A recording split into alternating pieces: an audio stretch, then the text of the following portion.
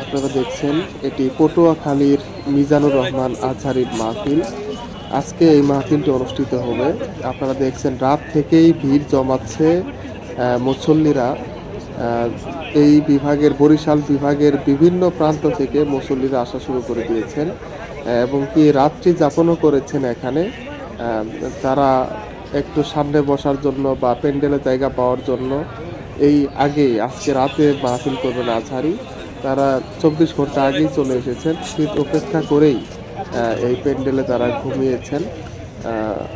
তো দর্শক দেখতেই পাচ্ছেন মানুষের ভিড় এখনই লেগে গেছে। এই মাহফিলে প্রায় 10 লক্ষ মানুষের ধারণ ক্ষমতা রয়েছে এবং এর বেশি লোক হতে পারে। আর কন্টেন্ট ক্রিয়েটর থেকে শুরু করে নানা রকম মানুষের উপস্থিতি এখন থেকে লক্ষ্য করা যাচ্ছে।